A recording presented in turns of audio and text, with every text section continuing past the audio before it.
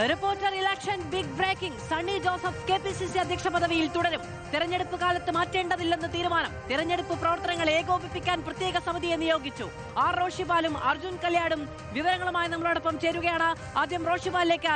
Roshipal, KPCC അധ്യക്ഷനായി സണ്ണി ജോസഫ് തുടരും എന്നുള്ളതാണ് ഇപ്പോൾ ലഭിക്കുന്ന വിവരം. 2025 മെയ് 8-നാണ് ചുമതല ഏറ്റെടുക്കുന്നത്. വളരെ ചുരുങ്ങിയ കാലം മാത്രമേ ആയിട്ടുള്ളൂ. തെരഞ്ഞെടുപ്പിൽ അദ്ദേഹം പേരാവൂരിൽ സ്ഥാനാർത്ഥിയാകുമ്പോൾ കെപിസിസി അധ്യക്ഷനായി പുതിയ ആൾ വരുമെന്ന ചില വാർത്തകളുണ്ടായിരുന്നു. പക്ഷേ സണ്ണി ജോസഫ് തുടരട്ടെ എന്ന തീരുമാനത്തിന് പിന്നിൽ എന്താണ്? മധു, സാധാരണ നിയമസഭാ തെരഞ്ഞെടുപ്പ് ഘട്ടത്തിൽ സ്ഥാനാർത്ഥികളായി കെപിസിസി അധ്യക്ഷൻ പോകുമ്പോൾ പകരം ചുമതല കൊടുക്കുന്നതായിരുന്നു പതിവ്. ആദ്യഘട്ടത്തിൽ അങ്ങനെ ആലോചന നടന്നതാണ്. ബെന്നി ബെഹനാൻ, കൊടിക്കുന്നിൽ സുരേഷ് എന്നിവർ ഉൾപ്പെടെയുള്ള പ്രധാനപ്പെട്ട നേതാക്കളെ പരിഗണിക്കുകയും ചെയ്തു. അതിൽ ഏതാണ്ട് തീരുമാനമായതാണ്. പക്ഷേ സണ്ണി ജോസഫ് ചുമതല ഒഴിയില്ല എന്ന നിലപാട്.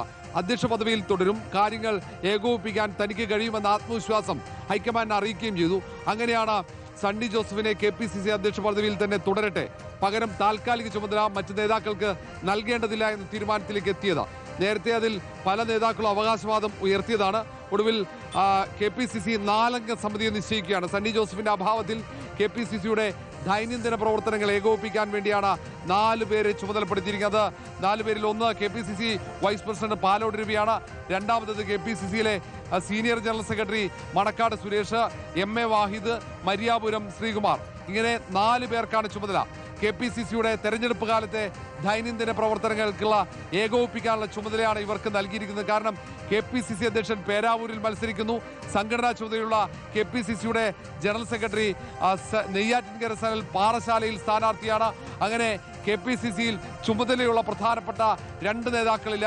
അവരുടെ അഭാവത്തിൽ ദൈനംദിന പ്രവർത്തനങ്ങൾ ഏകോപിപ്പിക്കാൻ കഴിയില്ല. ആ ഒരു സാഹചര്യത്തിലാണ് ഹൈക്കമാൻഡ് പകരക്കാരനായി മറ്റൊരു നേതാവിനെ, ബെന്നി ബെഹനാൻ അടക്കമുള്ളവരെ പരിഗണിച്ചത്. ഒടുവിൽ ഹൈക്കമാൻഡ് തന്നെ പച്ചക്കൊടി കാണിച്ചു. തൽക്കാലത്തേക്ക് മാറേണ്ടതില്ല, പകരം 4 അംഗ സമിതിയെ വെക്കട്ടെ എന്ന്. അത് KC വേണുഗോപാൽ അടക്കം പിന്തുണച്ച സാഹചര്യത്തിൽ കൂടിയാണ് ഇങ്ങനെ 4 അംഗ സമിതിയെ കെപിസിസി അധ്യക്ഷന്റെ ചുമതല നൽകിയിരിക്കുന്നത്. കെപിസിസി അധ്യക്ഷൻ ചുമതലയിൽ തുടരും. പക്ഷേ ദൈനംദിന പ്രവർത്തനങ്ങൾ ഈ 4 അംഗ സമിതിയാണ് മുന്നോട്ട് കൊണ്ടുപോകുക. മധു, റോഷിപാൽ, മാത്രമല്ല തിരഞ്ഞെടുപ്പല്ലേ, ഇനിയിപ്പോ അവകാശവാദം ഉന്നയിച്ച നേതാക്കൾ ഏറെയുണ്ട്. അതിന്റെ പേരിൽ ഒരു കലഹം വേണ്ട എന്നതുകൂടിയുണ്ടോ? മധു, അതിനും സാധ്യതയുണ്ട്. കാരണം ഏറ്റവും ഒടുവിൽ പ്രധാനപ്പെട്ട പല നേതാക്കളും അവകാശവാദം, കാരണം ആദ്യഘട്ടത്തിൽ തന്നെ ബെന്നി ബെഹനാന് സാധ്യതയുണ്ടായിരുന്നു.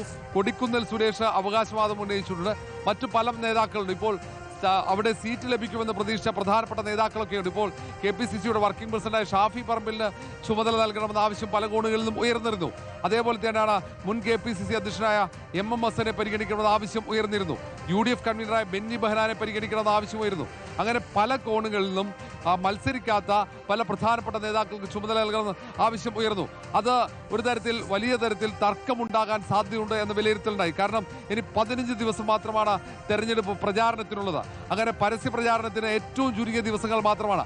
ആ ഘട്ടത്തിൽ വീണ്ടും തർക്കമുണ്ടായി കഴിഞ്ഞാൽ അത് പരിഹരിക്കാൻ സമയം ചെലവഴിക്കേണ്ടി വരും. പിന്നീട് അത് വലിയ തിരിച്ചടിക്ക് വഴിയൊരുക്കും എന്ന ഒരു ചിന്ത കോൺഗ്രസ് നേതൃത്വത്തിനുണ്ടായി. അതുകൊണ്ട് തൽക്കാലത്തേക്ക് പ്രസിഡന്റ് പദവിയിൽ സണ്ണി ജോസഫ് തുടരട്ടെ, അവിടെ കാര്യങ്ങൾ നടത്താൻ വേണ്ടി 4 പ്രധാനപ്പെട്ട നേതാക്കൾക്ക് ചുമതല നൽകാം എന്ന തീരുമാനത്തിലേക്ക് എത്തിയത്. ഇനി ആർക്കെങ്കിലും ചുമതല നൽകിയാൽ ചുമതല ലഭിക്കാത്തവർ തർക്കമുയർത്തി വിമതസ്വരം ഉയർത്തി കഴിഞ്ഞാൽ അത് വലിയ രീതിയിൽ ചർച്ചയാകും. നേരത്തെ K സുധാകരൻ ഉയർത്തിയ പോലെയുള്ള വിമതസ്വരം അതിനുവേണ്ടി 1-2 ദിവസം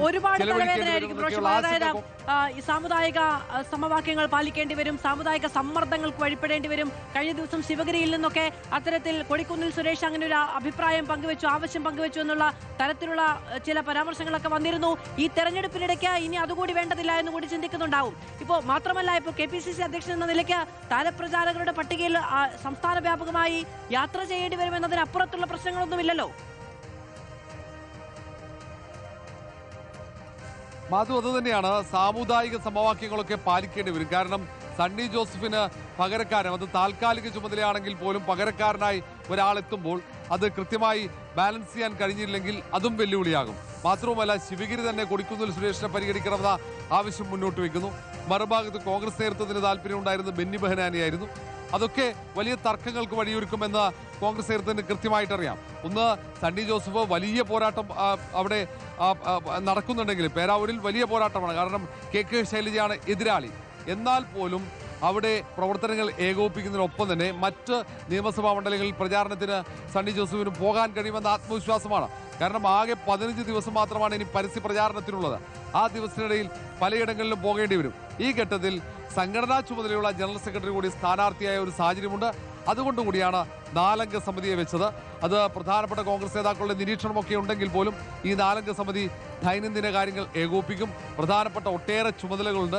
കാരണം തെരഞ്ഞെടുപ്പ് കമ്മീഷനുമായി ബന്ധപ്പെട്ട പല ആശയവിനിമയങ്ങൾ നടത്തേണ്ടതുണ്ട്. അതിനൊപ്പം തന്നെ മറ്റ് പ്രധാനപ്പെട്ട ദൈനംദിന പ്രവർത്തനങ്ങൾ ഏകോപിപ്പിക്കണം. കാരണം വാർ റൂം ഒരു ഭാഗത്ത് തിരുവനന്തപുരത്ത് പ്രവർത്തിക്കുന്നുണ്ട്. ദേശീയ നേതാക്കൾ പലരും എത്തുന്നുണ്ട്. ഓരോ പ്രധാനപ്പെട്ട നിയമസഭാ മണ്ഡലങ്ങളിലെ ചുമതല മറ്റ് പല സംസ്ഥാനങ്ങളിലെ നേതാക്കൾക്ക് നൽകിയിട്ടുണ്ട്. അവരൊക്കെ എത്തും. അവരുടെ സന്ദർശനം ഏകോപിപ്പിക്കണം. അങ്ങനെയുള്ള പ്രധാനപ്പെട്ട എല്ലാ ചുമതലകളുമുണ്ട്. അതൊക്കെ നിർവഹിക്കേണ്ടത് ഈ 4 അംഗ സമിതിയാണ്. അത് അധ്യക്ഷനെ മാറ്റിയില്ലെങ്കിൽ ഇവർക്ക് തന്നെ ചുമതല. അധ്യക്ഷനെ മാറ്റേണ്ട സാഹചര്യം ഇതാണ്. ഈ കാര്യങ്ങൾ ഏകോപിപ്പിക്കാൻ ഒരു അധ്യക്ഷൻ വേണം. മാത്രവുമല്ല കത്തിടപാടുകൾ നടത്തേണ്ടതൊക്കെ അങ്ങനെ ഒട്ടേറെ കാര്യങ്ങളുണ്ട്. അതൊക്കെ ഈ സ്ഥാനാർത്ഥിയാകുമ്പോൾ അതൊക്കെ ഏകോപിപ്പിക്കാനൊക്കെ വലിയ ബുദ്ധിമുട്ടാണ്. പക്ഷേ എല്ലാം താൻ തന്നെ ചെയ്തോളാമെന്ന് സണ്ണി ജോസഫ് ഉറപ്പ് ഹൈക്കമാൻഡ് നൽകിയ ഒരു സാഹചര്യമുണ്ട്. മാത്രവുമല്ല ഈ തർക്കങ്ങൾക്ക് വഴിയൊരുക്കും. പകരക്കാരനെ നൽകുന്നു. അത് പിന്നീട് പകരക്കാരനെ നൽകി കഴിഞ്ഞാൽ തെരഞ്ഞെടുപ്പ് കഴിഞ്ഞ് സണ്ണി ജോസഫ് വിജയിച്ച് സർക്കാർ രൂപീകരിക്കുന്നു. അവിടെ മന്ത്രിയായിട്ടൊക്കെ സണ്ണി ജോസഫ് വരികയാണെങ്കിൽ അവിടെ പുതിയ പ്രസിഡന്റാക്കി പുതിയ ആളെ വെക്കുക. അതൊക്കെ വലിയ ബുദ്ധിമുട്ടായിരിക്കുമെന്ന് ഒരുപക്ഷെ ഹൈക്കമാൻഡ് വിലയിരുത്തിയിട്ടുണ്ടാകാം. അങ്ങനെയുള്ള കാര്യങ്ങളൊക്കെ പരിഗണിച്ചിട്ടാകാം ഒരുപക്ഷെ ഹൈക്കമാൻഡ് സണ്ണി ജോസഫ് തൽക്കാലം തുടരട്ടെ. തെരഞ്ഞെടുപ്പ് ഫലം പ്രഖ്യാപിച്ചതിന് ശേഷം ഈ KPC അധ്യക്ഷ പദവിയിൽ വേണമെങ്കിൽ മാറ്റം വരുത്താം എന്നതായിരിക്കാം ഹൈക്കമാൻഡ് ആലോചിക്കുന്നത്. ഏതായാലും കോൺഗ്രസിന് ഒരു തലവേദന ഒഴിഞ്ഞു. കാരണം തൽക്കാലത്തേക്ക് അധ്യക്ഷ പദവിയിൽ മാറ്റമില്ലാത്തതുകൊണ്ട്.